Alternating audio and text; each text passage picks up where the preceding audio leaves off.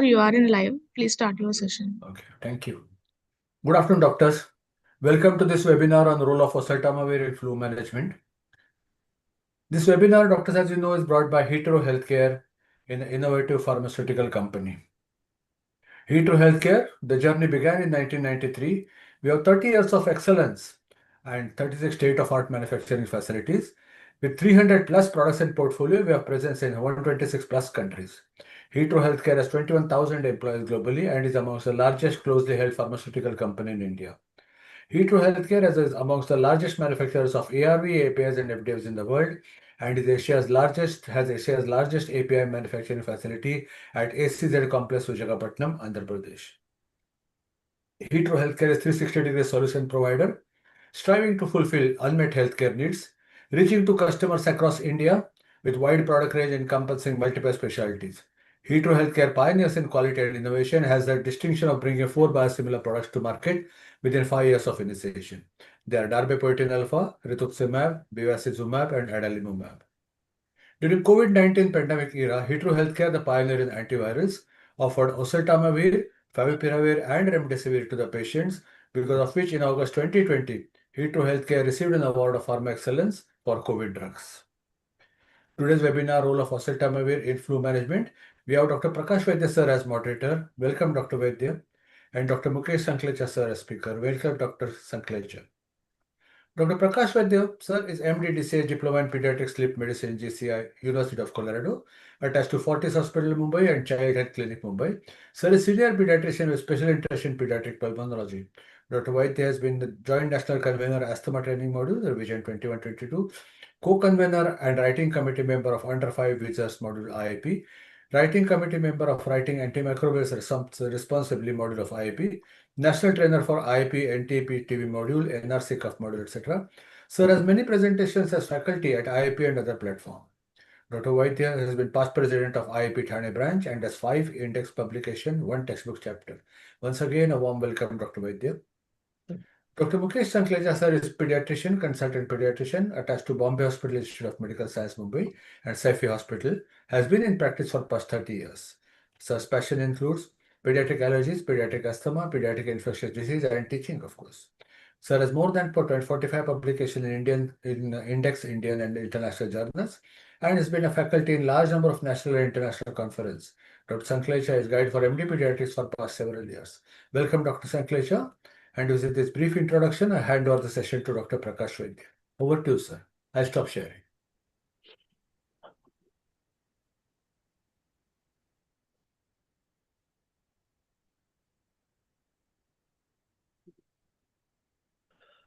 Is my screen visible? Yes, sir. Yes, sir. Thank you, Dr. Prashant, for that introduction. And we will now go into the topic of our discussion today. With me is Dr. Mukesh Sanklecha, and since there are 2 of us, we'll be having a mutual discussion as well as a sort of dialogue regarding the role of oseltamivir in all its aspects. Now, before I actually start the topic, I would be doing a small bit on foundation facts, something about the virus, something about the clinical picture, and something about the antiviral, which is oseltamivir. So influenza, we all know, is an extremely widespread disease, and seasonal influenza epidemics are estimated to result in about 1 billion annual cases, 3 to 5 million cases of severe illness, almost 2.9 to 6,500,000 deaths per year. The virus is a single-stranded RNA virus belonging to the Orthomyxoviridae family of viruses. And there are 4 types of influenza viruses: A, B, C, and D. A and B cause annual epidemics. A also causes pandemics. C is a less common disease with hardly any symptoms. And type D is only in cattle. So the viruses of interest for her are only A and B. So influenza A viruses are able to infect a large range of animal species: humans, swine, birds, seals. That's why you have the swine flu, bird flu, avian flu, and all that. Further classified into subtypes according to the combinations of proteins on the surface of the virus. So this is an electron microscopic picture of the virus. It's a diagram. It shows this core as well as it shows the surface. The surface has 2 proteins, Na, that is neuraminidase, and Ha is hemagglutinin. So these are the two proteins of interest to us because hemagglutinin and neuraminidase, out of that hemagglutinin is a lectin that allows the virus to bind to the target cells and allow the entry of the virus into the target cell. Now, as you know, once the virus enters the target cell, it multiplies. So neuraminidase is involved in allowing the exit of the progeny virus from the infected cells. So both are required. One is to infect the cell, the other is to infect the entire organism by cleaving. So these proteins are targets for our antiviral drugs, and they are also the antigens to which antibodies can be raised. As of now, circulating viruses of A are of two subtypes, A H1N1 and H3N2, but rarely there are other combinations too. Influenza B are not classified into subtypes, but are classified into two lineages, B Yamagata and B Victoria.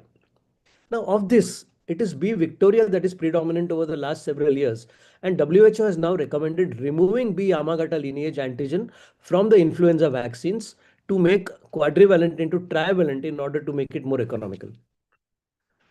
Do we have Indian data? I came across a nice Indian study which was published in 2025, which shows that there has been an upsurge of influenza cases in India, of which almost 45% were influenza B. And all influenza B belong to the Victoria lineage, as is seen in the rest of the world. And of these total B, 51 cases were children 1 to 5 years of age. So very much common. This is a cross-sectional study from Haryana. After this, we'll just quickly talk about the symptoms of influenza, and we are all aware of that. There is fever, headache, myalgia, cough, rhinitis, etc. Actually, it is a multi-system disease. So there are headaches, there is nasopharyngeal problem, high-grade fever, respiratory symptom like coughing, vomiting, diarrhea, joints, and extreme muscular tiredness. The duration is between 2 and 7 days. So cold, it is said that flu is a severe version of a cold, but severity is very subjective and inconsistent. And now we come to the last part of our foundation talk, and that is about antiviral drugs. Initially, we had amantadine and rimantadine, also called M2 inhibitors, no longer used because there is widespread resistance. So we will not talk about these. The other important ones are the neuraminidase inhibitors, which prevent the release of virions, as I explained to you earlier. They are active against both A as well as B virus. And then there is favipiravir, which is an RNAP inhibitor, and there is baloxavir. Now, which are the antivirals available in India? Only neuraminidase inhibitor, of which only oral oseltamivir is available to our country. Intravenous peramivir, inhaled zanamivir and laninamivir are not available. So our focus is only on oseltamivir, which is the most widely studied and in fact the only available antiviral today. Even baloxavir is not yet available in India. So oseltamivir goes as long back as 1999. It was the first neuraminidase inhibitor available by mouth.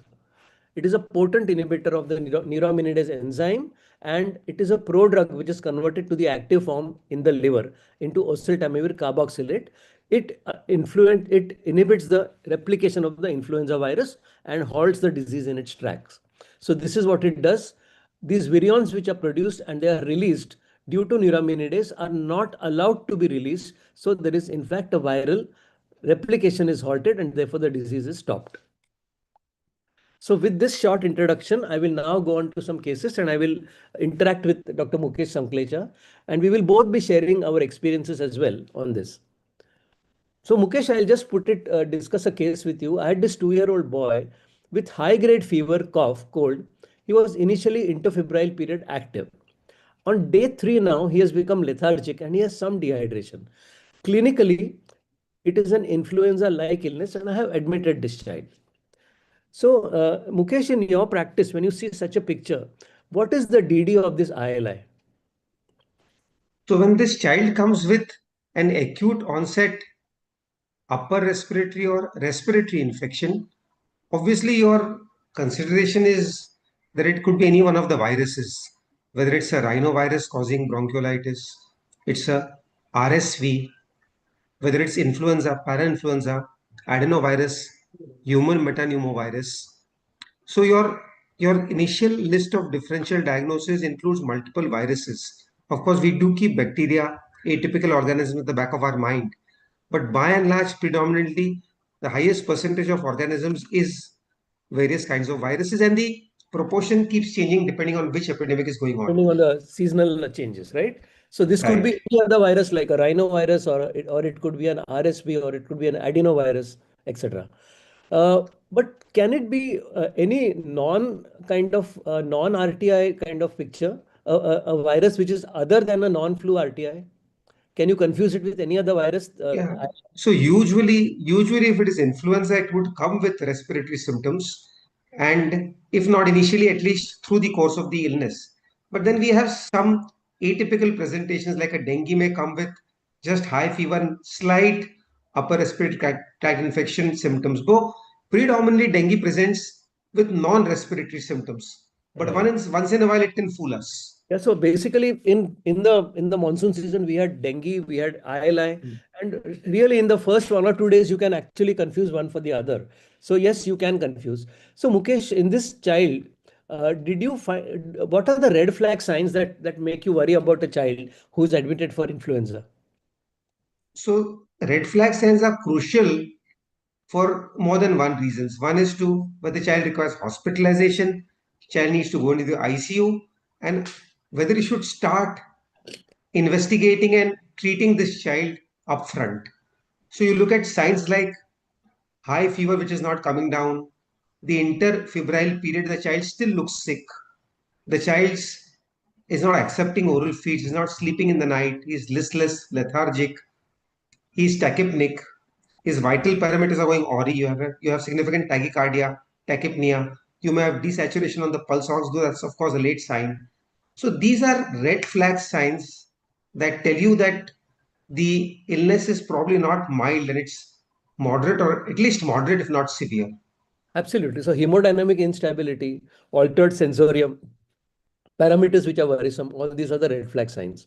Now, Mukesh, how would you like to manage this patient of mine? So this child's predominant complaint is poor oral intake. I assume that he's otherwise hemodynamically stable. Yes. So this child would be hospitalized. One is for ensuring his hydration does not suffer, his oral intake is all right. Second is to decide and keep a close watch on whether this child would deteriorate. So you're looking at his vital parameters very closely. In addition to his oral intake, you would give him paracetamol for his symptoms.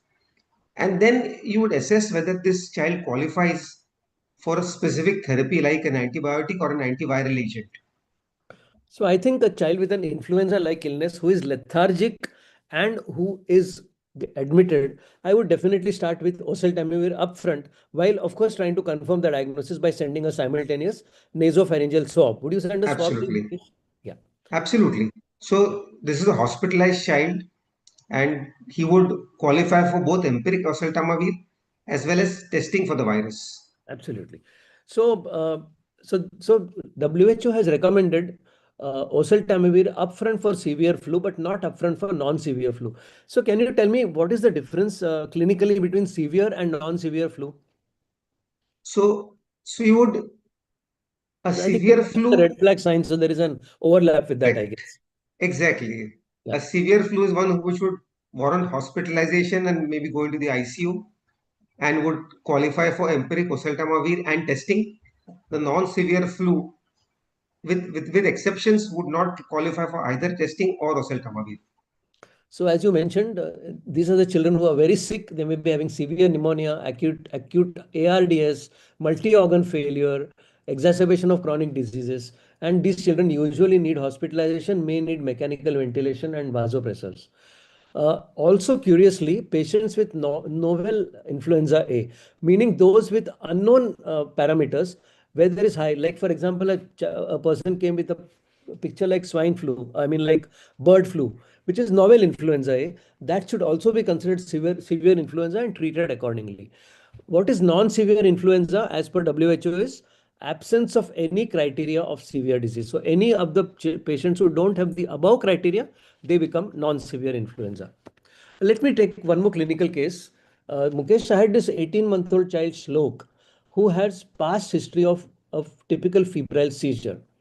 He was brought to my clinic with fever on day 2, but he was active and playful. He was brought in later. He had another febrile seizure at home, very short lasting. The parents didn't even have to give midazolam spray. It just settled on its own. By the time he came to the clinic, he was active and he was sent home on symptomatic treatment. Again, they kept on reporting that he has intermittent high-grade fever, but the child is active interfebrile.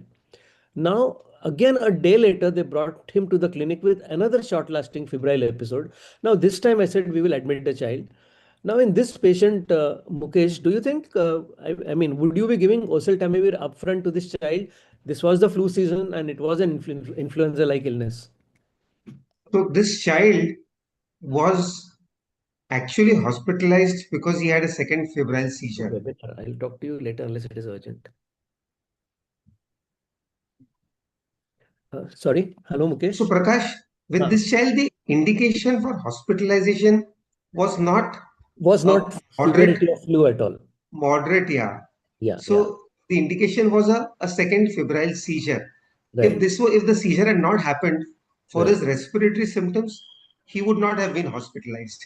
So Right. in that case, probably I would not give him empiric oseltamivir. Also, you are very clearly mentioning that this child is active between the episodes, Yes. so much so that you actually sent him home after the first episode. He looked good to you.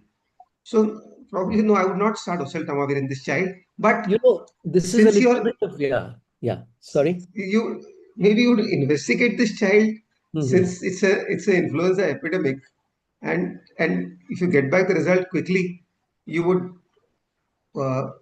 then start oseltamivir. Here, Mukesh, I had one more consideration that a child was running high-grade fever, and with each fever, he was throwing up a seizure.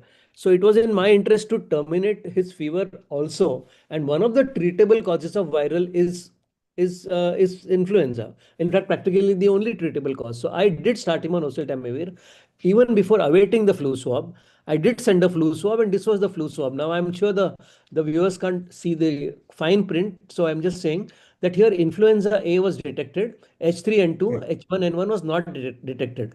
So it was a curious, some sort of influenza A, but not the usual one. The child settled very soon after giving oseltamivir and went home. Fair enough. Now, this is another, if this was the same child, but he was active when you saw, but intake was not normal, but doing fine. Now we are on the 3rd or 4th day. As an OPD patient, Mukesh, would you start him on oseltamivir? Let's not think that he had convulsions. He is active. He's doing quite well. So is that an indication to start oseltamivir here on OPD? Which are the indications on OPD basis? So if this child has been normal before the illness, he is not one of the high risk categories, right, and his symptoms are mild, he would not qualify for starting empiric oseltamivir. Right. In direct contrast, you would take a careful history. You would go into his birth history, see if he's a preterm child who's been on oxygen or been ventilated.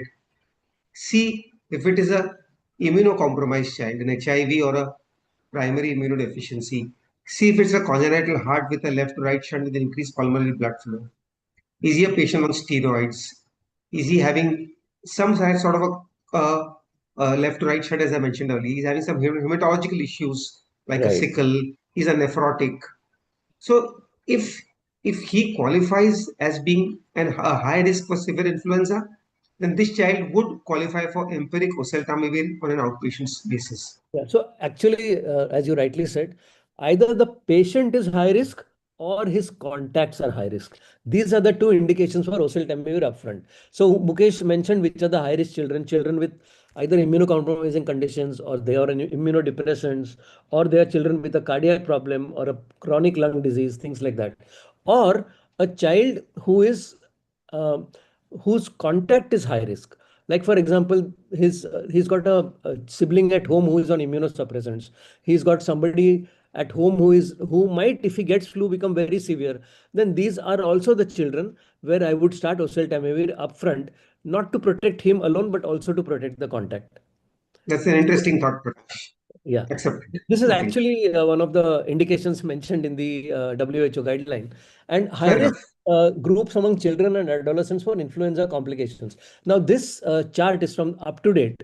Now, they have mentioned chronic pulmonary disease like asthma, CF, bronchopulmonary dysplasia, cardiovascular disease. Mukesh said of that, kidney disease, hepatic disease, metabolic disorders like diabetes, then neurological developmental disorders like cerebral palsy, epilepsy, stroke, and two curious things: extreme obesity. Remember that we are getting obesity rampantly.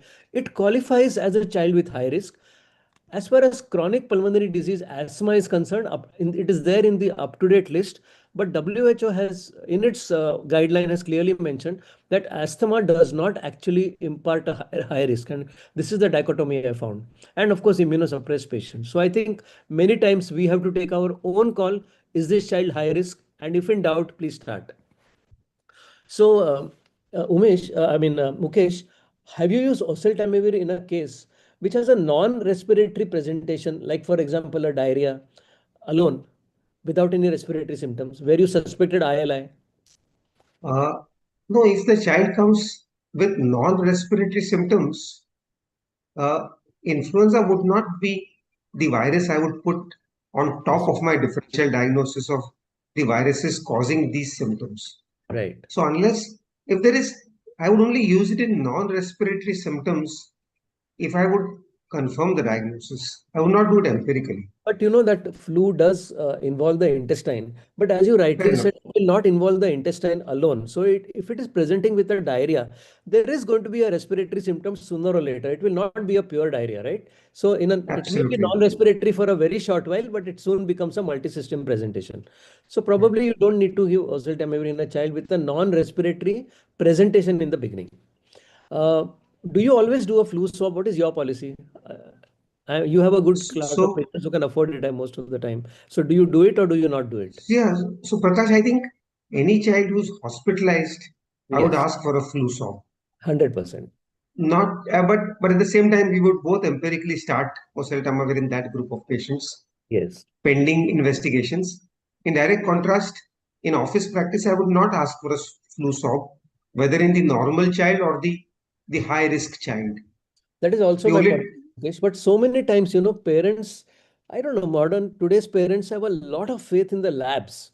So they come, many times they come to you with the reports first. So then many of them, they want to do the swab no matter what it costs because they want the diagnosis on a platter. So then I let them do it. But as you said, fair I enough. don't recommend. Yeah. So because I've I had, think we've seen that, no, Prakash. yeah, They so come back with the flu swab report, or they will even go as far as doing a multiplex PCR yeah, on they a come to you with patient a in multiplex office PCR. practice. And it might be some irrelevant virus like rhinovirus, and they will want me to treat for that. So this is the way things are. So choice of antiviral therapy with suspected or confirmed influenza. This is a table from up to date, and it shows that any patient with severe illness, preferred agent is oseltamivir. Non-severe illness, also oseltamivir. But there are other options like zanimivir inhaled, oral baloxavir, IV peramivir. None of these three are yet available in our country. So I think we are only to do with oseltamivir. And this is where I will put in a word to hetero, who are manufacturing a lot of molecules, that why don't you make these available? What is the problem with that? So let's take one more case, Mukesh. This is a breastfeeding mother with a 6-week-old baby. Moderate influenza symptoms. Her physician wants to start oseltamivir for her. And she is a little worried. She's breastfeeding, and then she asks Dr. Mukesh, Doc, is it safe for my baby if I take oseltamivir? How will you react, Mukesh? Yeah, so there is double advantage of using the drug here. It will benefit the mother. At the same time, we are hoping that the transmission from the mother to the child would would be stopped because the shedding will reduce. With a 6-week-old baby, I'm equally scared about the baby getting influenza and it becoming a high risk for severe influenza. Absolutely. So the mother must take the drug as recommended by a physician, and I will reassure the mother that it's a drug which has a very good safety profile. Once in a while, in high risk cases, you may use it even in very small babies.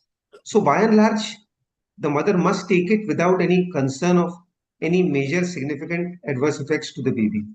as you're saying, it's a win-win situation. The mother is also protected, and so is the baby because of a her contact. The duration of her contact goes down, the viral shedding goes down, and the other thing is that there'll be some oseltamivir through the breast milk also, which the baby will get. Does the baby need prophylaxis, Mukesh? Uh, yes, see, if you look at the high risk, this baby qualifies as a high risk. But in terms of age, use Yeah, of the drug at 6 weeks is off the label. right. If the same baby was, say, about 3.5 months old, Yes. maybe we would have given this The baby prophylaxis is prophylaxis. officially recommended for children above 3 months and not at 6 weeks.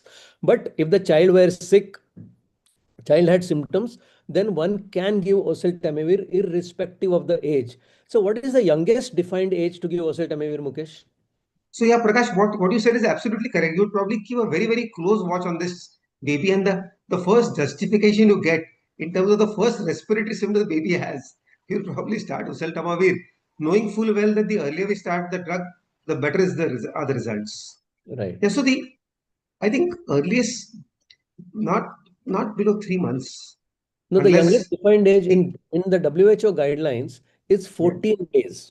yeah Okay. 14 days for treatment and 3 months for prophylaxis. Fair Yes, enough. but they have also said that if the child is very sick earlier, getting and in consultation with an ID specialist, you can even put a young child on oseltamivir. So this is the recommendation from up to date. Below 3 months, this is the so even for preterm infants, curiously, a Hmm. preterm infant between 28 and 37 weeks, you can start. 38 to 40 weeks. So the dose is different, and we'll come to the dose in a while. The dose is much less in a preterm baby, and again, below 3 months, they are saying that not recommended except in critical situations. But critical situations can occur. So there you can give in term babies even 0 to 3 months. So very, very young babies also we can give oseltamivir. So really there is no age bar if the situation warrant. But if it's a preterm baby below 28 weeks, then consultation with a pediatric ID specialist, again not recommended except in critical situations. So let's take another case, Mukesh. This is a child I do remember because he was one of my most seriously, flu is not just a flu, cough, cold, fever.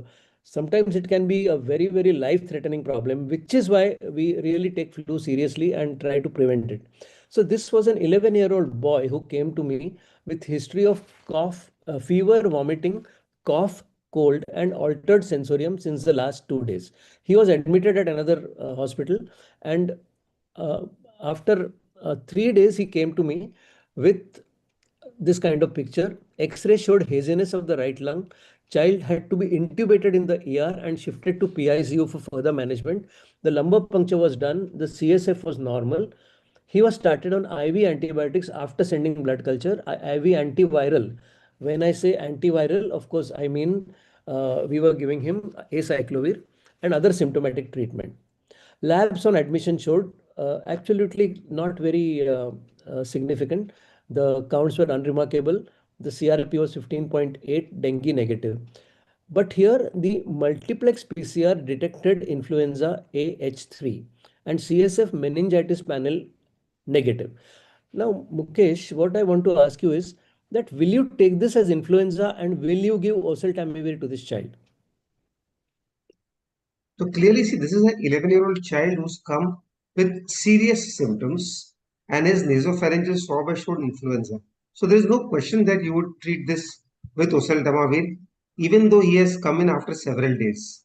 Yes. Now, So would it is a you surrogate marker for influenza at other absolutely, parts of the body, right? Yeah. absolutely. Yeah. Now, the absence of the virus on the CSF meningitis panel is is two reasons. One is the panel does not cover influenza as it is. And number two, many times the viral CNS manifestations may not be predominantly invasion by the virus, may be a reactive inflammation in the CNS which causes symptoms.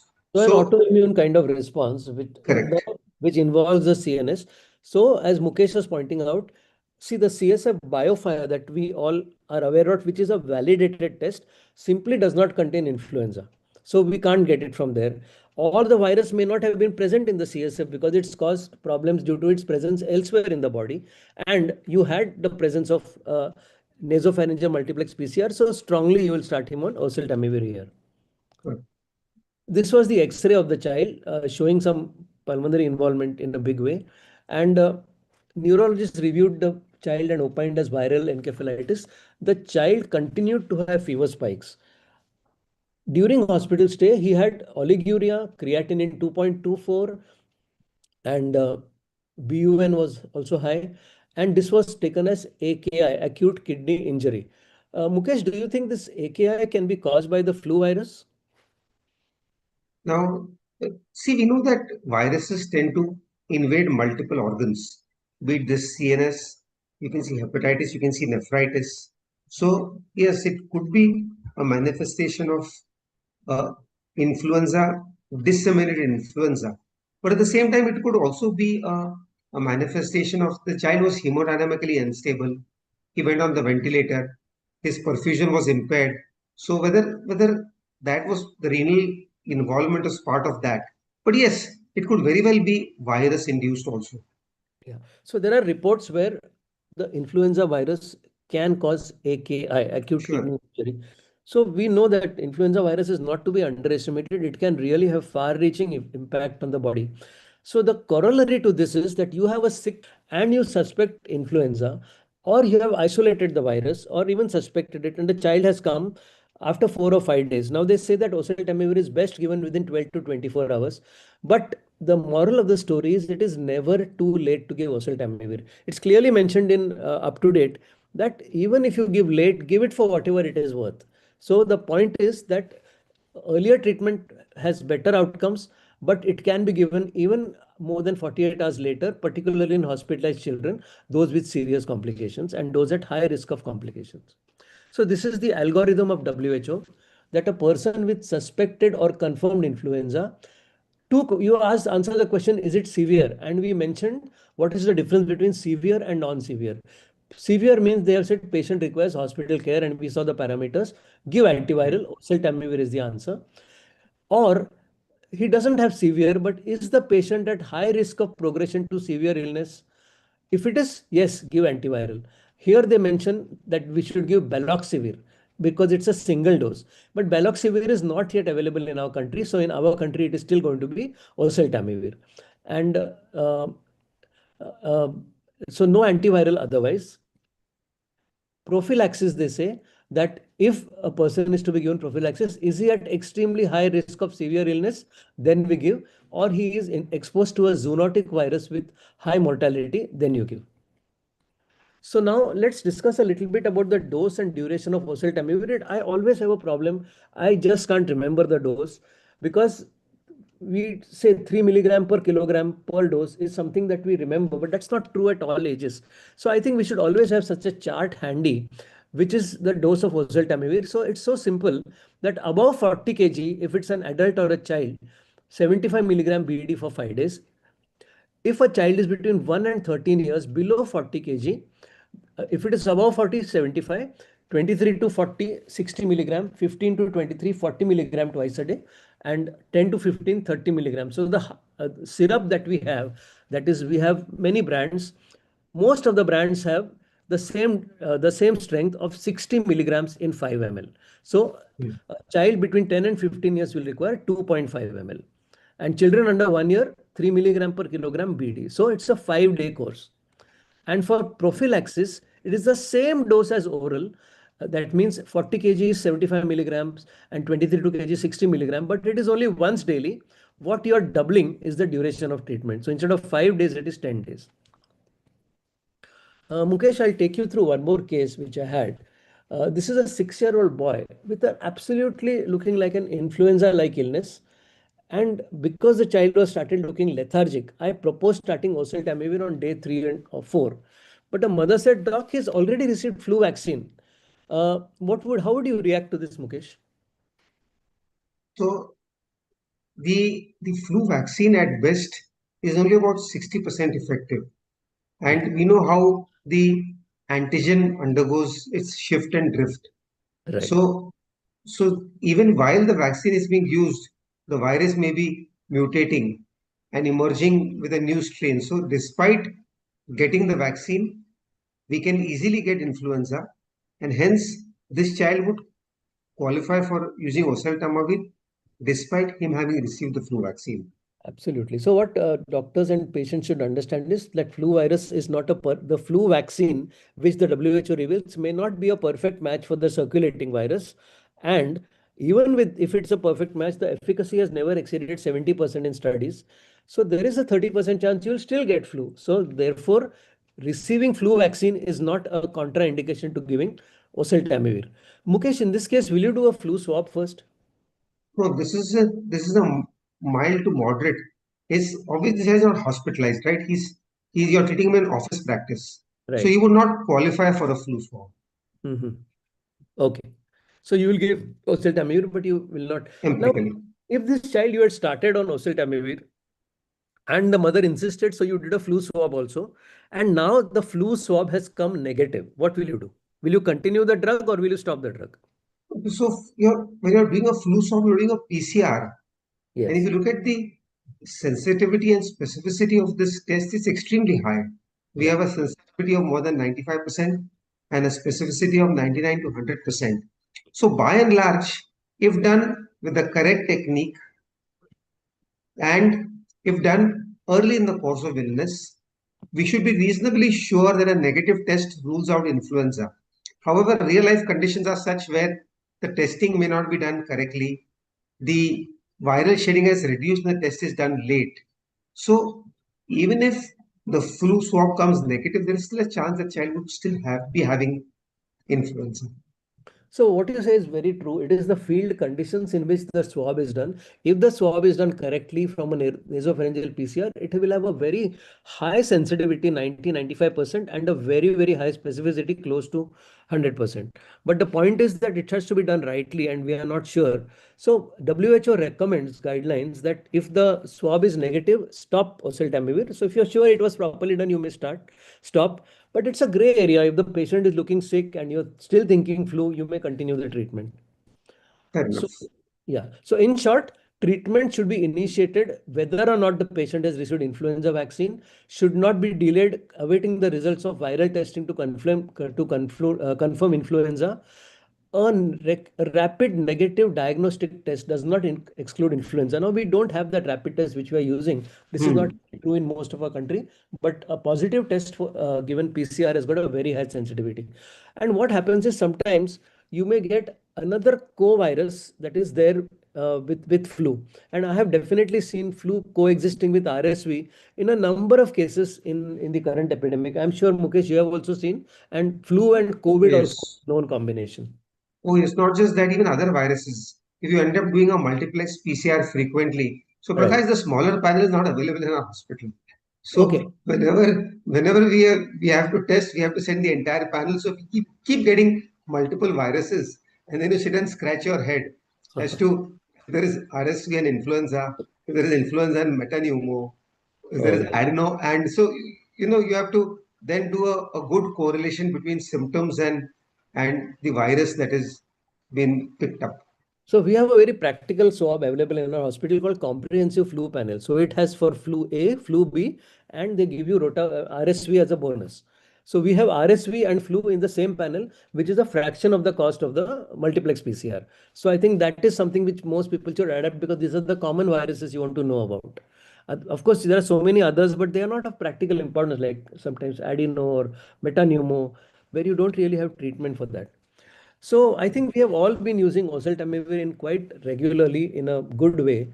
Uh, Mukesh, share your experience. Do you feel that there are any adverse reactions with oseltamivir? Uh, on the field, nothing at all. It's an Right. excellently tolerated drug. Very, very few adverse effects. There is literature which talks about gastritis and gastroesophageal reflux, but I have personally not seen this at all. So I'm very happy with use of the drug. Right. Even I have hardly seen any great adverse reactions with oseltamivir. Yes, some patients do have vomiting, but then I tell them like that, tell them for vomiting with any other drug, that if the child has vomited within half an hour of administration, you simply repeat it. And usually they Fair keep the enough. second dose down. and GERD is mentioned. So some of our colleagues are using PPI as a combination with oseltamivir therapy. So when they write oseltamivir, they automatically write lansoprazole or something, or pantoprazole. But I don't think that is the standard of care, and it's really not a must. Only if there are symptoms, you treat with that. And Absolutely. another, some adverse effects have been coming from Japan. That is neuropsychiatric effects, delirium, hallucinations, confusion, abnormal behavior. But oseltamivir and neuraminidase inhibitors are widespreadly used in Japan. And there is no cause-effect relationship that has been established so far. And in fact, it is said that some of the neuropsychiatric adverse events may be related to influenza infection itself and not. Mukesh, many of my parents, they just want to send a child to school ASAP, and even the child wants to go to school ASAP. So, in a child with who is on therapy, when do you advise them to go to school? So ideally, shedding continues for several days. Right. Of course, the shedding tends to drop with each subsequent day, but I think the child continues to remain infective for several days. Yes. So if it's a small child, the compulsion is not to hurry up and send him to school. I would prefer to keep him at home for a few days at least. But as you rightly put down, CDC recommends 24 hours, but I would be happier to keep him for 5 days until I'm confident that the viral shedding has gone away, and then I would send him to school. So we are Like looking I at would the do with. larger picture that the shading should not be there and the school should be protected. But good luck with that. I mean, parents don't follow this. So I think they send as soon as possible. So we tell them at least wait for 24 hours till your child is afebrile without antipyretics. At least use that. So do you think that oseltamivir therapy enables a child to go to school faster? Uh, yes, yeah, so we know that if you start oseltamivir early, the symptoms resolve earlier, so we are able to send the child to school earlier. Also, I assume that since it's an antiviral drug, the viral shedding would reduce much more with drug than without drug. So that child would be of risk to his friends less than the child who was not on oseltamivir. Right. So So in both ways, it would help. but the CDC guidelines say that this recommendation applies regardless of whether the child has received antiviral therapy. But I completely Correct. agree with Dr. Mukesh's point that definitely it reduces viral shedding and it is going to make the child safer to move around in the community as opposed to a child who has not received. Uh, Now, many times when a child comes with fever and respiratory symptoms, parents themselves are saying, Doctor, give an antibiotic, my child is not getting better. And we know that it is viral, so we resist giving an antibiotic, obviously. So, does two things, does diagnosis and treatment of flu in your practice helps you to practice AMS better, antimicrobial stewardship better? So let's look at the serious patient whom you're investigating. Once you get a diagnosis of either influenza or any other virus, the temptation to one, use antibiotic, or number two, escalate antibiotics at least, is not so strong in our mind. If I have a serious child in the ICU, if he's not improving, the temptation to step up antibiotics is much higher in a case where I don't have a specific viral infection. If I know the child has influenza, I would not be in a hurry to step up. So yes, it does help over there. So, If in definitely, office practice, if in yeah. office practice, though I have not asked for the swab, if the parents come back with an influenza swab, then I would be comfortable giving only an antiviral and not giving an antibiotic. And also, in terms of counseling the parents, when you're offering some specific therapy, Absolutely. becomes easier for them you to not give an antibiotic. So there was this data from the NHS in the UK that when they started doing flu swabs and giving oseltamivir more regularly, the anti-flu medicines, they found that the incidence of antibiotic prescriptions, which used to peak during the months of severe influenza-like illnesses, came down. But the boot can be on the other legs. Mukesh, sometimes I wonder whether we are overusing oseltamivir and therefore risking this molecule. Do you think that is happening? I think so. There are pockets of overprescription and pockets of underprescription. I still find some colleagues who stubbornly don't use oseltamivir at all, irrespective of the indication. And Correct. yet, there may be some of us who may use it maybe a little more than would be totally guidelines or textbook justified. So I think it's working both ways. We need to follow guidelines and follow to practice so that all of us are on the same page and use it when it is required and not indiscriminately use it either. Because as you rightly said, that is the only anti-influenza medication that is available in the country. Yes. So I'll give an example of AMS in my practice. I had a 10-year-old boy with fever with rigors, headache, and no clear focus of infection. But I was with my resident doctor in the OPD, and the doctor said that, sir, he has tonsillar follicular tonsillitis. When I saw it was tonsillar crypts, there was no lymphadenopathy, no halitosis. So I explained to my resident that, look, this child does not have tonsillitis. This is tonsillar crypts, and this child does not require antibiotic. But then I had to prove it to the parents also, and I was looking at flu. So it was looking like an ILI. I did a throat swab, and it showed uh, H influenza A. Swine flu A, the PCR showed. So definitely it helped me to avoid antibiotics in this child, where otherwise he might have gone on antibiotic. I'll take one more child, which I recently had. This was an 11-year-old girl with fever since 2 days, high-grade fever, difficulty in breathing since 2 days, aggravated since yesterday, and post-tussive vomiting. Child had severe bronchospasm and was admitted last month elsewhere with a diagnosis of influenza A, which was found in the PCR.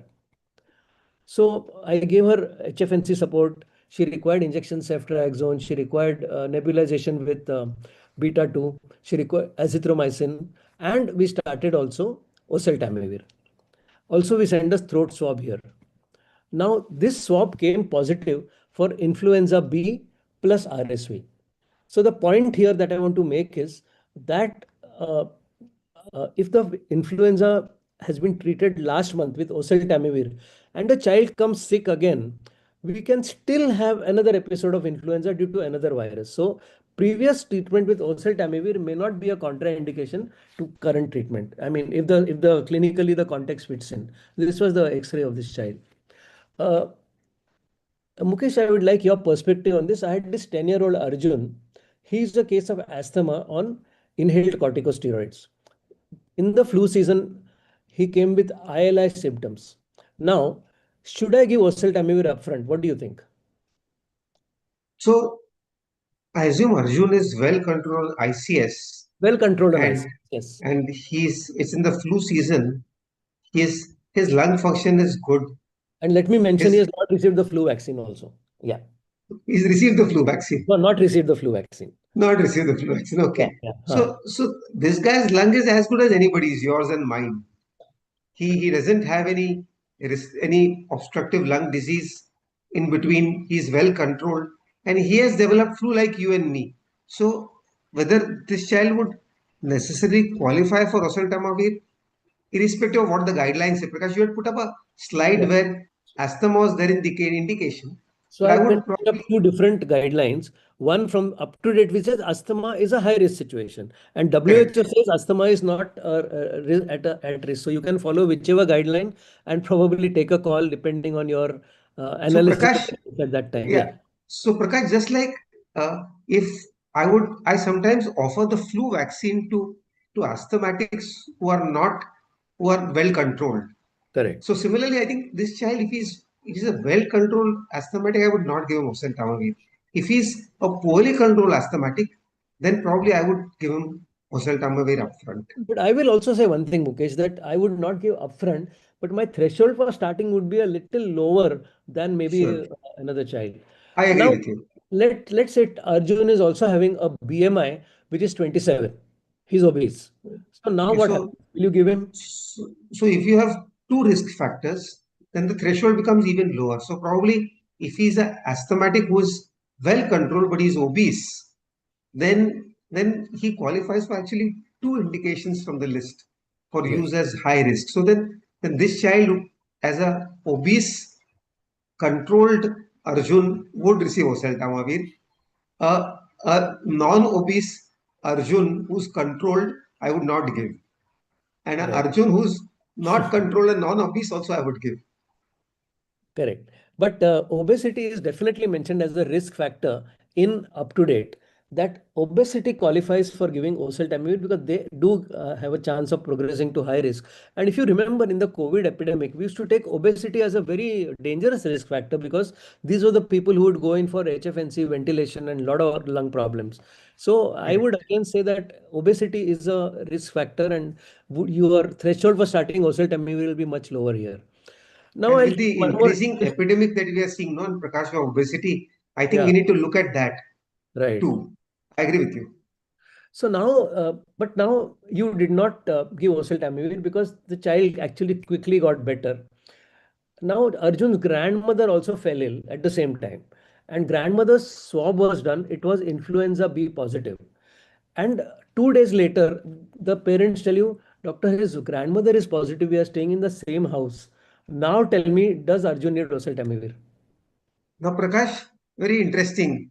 So I think we missed the So this is a history. genuine situation which I had just two weeks back. Yeah. So Prakash, I think in his initial consult, we missed the history. That is there any high risk contact of Arjun at home who would Correct. suffer if he was not treated? So Absolutely. we Spot should on. have treated Yeah, Arjun with oseltamivir the first time only. correct. So we could have spared the grandmother. But now we have Yeah. not given it to Arjun, but grandmother is also influenza positive. But now Arjun is better spontaneously. So I don't think he needs No, oseltamivir. you don't give him oseltamivir now. Now Yeah. So he has really, you have to, escaped. you have to apply your what your understanding is from in a various situation. Interesting, very interesting case, Prakash. This really happened, so that's why I brought it up Yeah, today. so Prakash, Uh, if office practice can be really interesting if you go into the depth, isn't it? yes, yes, A lot absolutely. of a lot of my students are not keen to continue general pediatrics, thinking it's not exciting enough. Right. No, no. I mean, it is like this saying that history is all important. And Yeah. I think most of us are just quickly interested in examination. The parents are interested in investigations, but the history becomes Agreed. an orphan. Now, Well when said. when do you give antibiotic during oseltamivir? Suppose a child is on oseltamivir and the child is not improving. At what point, Mukesh, will you think of giving antibiotics? So I assume that this is a child who's hospitalized, Hmm. where we've confirmed the diagnosis of influenza and Right. our oseltamivir has been started. One is if on presentation, like you had the very sick patient on the ventilator, if his Hmm. initial presentation is very severe and there is very little margin for error, you would probably start him on polytherapy, upfront antibiotics plus antivirals. Right. Now, also if this child after 48 hours shows no improvement despite oseltamivir, or shows transient improvement followed by worsening, or localizes the lesion to one particular area. For example, he develops a patch or he has some pus collected somewhere. So, or then it localizes. Then you would start antibiotics concomitantly with the oseltamivir. So there, as the WHO says, evidence of concurrent bacterial infection, and if there is bacterial super infection, like for example, your child is not improving, the CRP goes up, the counts goes up, or as Mukesh says, the Cool. fungus develops in the lungs, then you may have to give antibiotics as an addition to oseltamivir, but do not do it right and left, not do it indiscriminately. A bit about oseltamivir prophylaxis. Would you give oseltamivir to the parents of your admitted child, Mukesh? If they are high risk, Only if they are high risk, yeah. right? Now the question they ask is, he's going home. He's going home in 2 days' time. Grandparents are there, elderly. One of them has COPD. Will you give grandparents any prophylaxis? The child is getting discharged. He's been there several days with you. No, two He's days. actually he's only been 2 days. Okay, so they're still at risk. So if the grandparents are high risk, if they are young grandparents at 45 and 50, then no. If they are above 65, then yes. And the mother says that this Arjun, this child who was admitted, in 2 days he is getting discharged. He has a younger sibling and she is only 4 weeks old. So Oh, she at risk from my elder child. Should what should you do? no, 4 weeks is too young for us to give uh, prophylaxis, but there should be good counseling regarding prevention of transmission in terms of I think the hand hand washing wash. and masks would probably Correct, help, but you correct, will not give. correct. But again, if this younger sibling developed any symptoms, I would be very prompt to start oseltamivir in the younger sibling. Absolutely, spot on. Yeah. So WHO guidelines say it is only for individuals who have an extremely high risk of hospitalization if they contracted influenza, should not be given arbitrarily.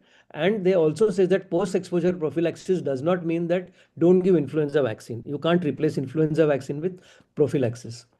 So, Mukesh, I had this very curious child who came with respiratory distress.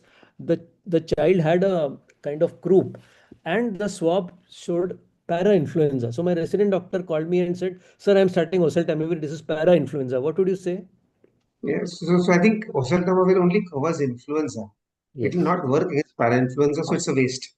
So, if there's a influenza in the name, it does not mean it will respond. It is only meant for influenza viruses. Mukesh, are there any contraindications to oseltamivir in your practice that you have seen? Actually, none. Unless the child has had a anaphylaxis or a severe allergic reaction to the first dose, or if he's systemically compromised, he has a acute severe renal illness, in which case you might use a lower dose. Yes. Or as you've put down very nicely, if there is some contraindication to orally administering any drug. Only then, otherwise, I don't think there is So any by and large, no, contraindication. unless there is delayed gastric emptying or gastrointestinal bleeding, Correct. where again you will probably postpone it. You will not, because we do Yeah, not have IV preparation, we do not have an inhaled preparation. Peramavir is not available to us. So I would say, absolutely. so there is hardly any absolute contraindication. And it is also, oseltamivir is also safe during pregnancy. There are 1,000 exposed outcomes during the first trimester indicating that it is Wow. safe with no malformation or fetal or neonatal toxicity. So the benefits of using in a right case are definitely more than the harm. Are there any interactions of oseltamivir that you are aware of, Mukesh? No, nothing at all. Yeah, absolutely. Fortunately, it's a drug with hardly any interaction. Only thing is two issues I'll take up. One is live flu vaccine, which is still not available in our country. But live flu vaccine cannot be given 2 weeks before or 48 hours after oseltamivir, which means that if I have given live flu vaccine within the next 2 weeks, I should avoid oseltamivir because that flu vaccine is not going to work. And I should not give a flu vaccine which is live within 48 hours of oseltamivir therapy. But this does not hold true for the killed vaccine. Inactivated can be given. There is absolutely no interaction with that. And oseltamivir also needs a drug modification in renal insufficiency. That is something we should remember. So I think we have had a very widespread discussion. So I'll just sum Yeah. up since we're running out of time. A, oseltamivir is currently the only anti-influenza drug available in our country. That is oral, so we should be totally familiar with it. It's a very useful drug in treatment and prophylaxis. The usage of oseltamivir must be timely and with proper indications. Do not use indiscriminately. So with that, I thank Mukesh for a very interesting and lively discussion, and I'll stop sharing my screen. Over to you, Dr. Prashant. Yeah. So Prakash, thank you so superb much. cases, and you brought Superb, out really all superb the cases. Yes. aspects. In fact, that case where grandmother got infected was a beautiful case. It bowled all of us. Thank you so much, sir. I'm sure the audience has benefited out of our interaction and discussion. Thank you so much. Thanks, sales team of ITRO for coordinations. Thanks, Naga Devi for IT supports, and thanks, Samruddhi. Sir, thank you so much. Wish you a very pleasant evening. Thank you Yeah, so much. thank Thank you. you. Uday Bhutia. Thank Yeah. you. Tomorrow it's 4. Yeah, bye. Yeah. Bye. Thank you. Yeah.